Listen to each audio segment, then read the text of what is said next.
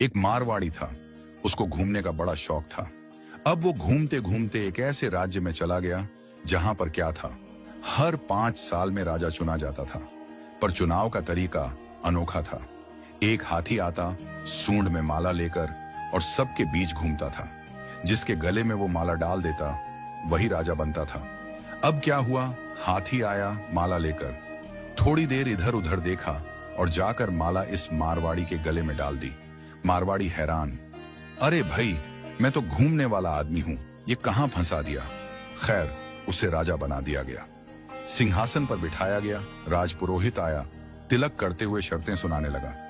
भैया, आपको 5 साल के लिए राजा बनाया जा रहा है, लेकिन 5 साल पूरे होते ही आपको यहां से सैकड़ों किलोमीटर दूर एक उफनती नदी के किनारे छोड़ दिया जाएगा।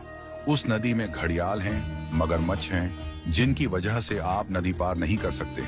अगर किसी तरह पार कर भी गए तो उसके बाद आएगा एक गहरा जंगल जिसमें हिंसक जानवर और खतरनाक राहें हैं।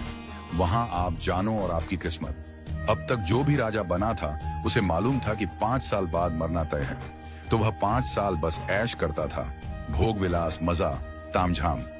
लेकिन यह मारवाड़ी अलग निकला। उसने सोचना शुरू किया, अब मुझे 5 साल बाद क्या करना है। राज्य की जो भी आमदनी आती थी उसमें से 51% जनता की भलाई में लगाने लगा, और बचे हुए 49% से उसने अपने आगे की प्लानिंग की। पहले साल उसने नदी पर एक पुल बनवाया, दूसरे साल उस पार के जंगल को साफ करवाया, खेती के लायक जमीन बनवाई, तीसरे साल वहां सड़कें बनवाई, लोग वहां बसने लगे, गांव और मोहल्ले बनने लगे। चौथे साल एक छोटा सा महल बनवाया जहां वह आगे जाकर रह सके।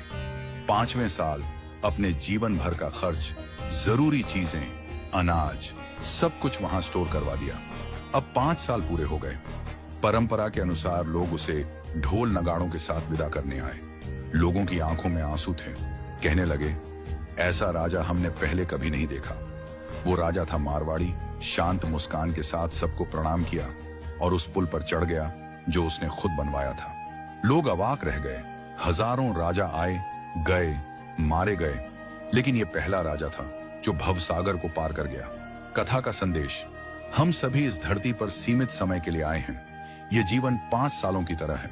जो इस समय को मौज में घंवा देता है वो अंत में उस भवसागर में गिरता है जहां मगरमच्छ, घड़ियाल, दुख और पीड़ा है।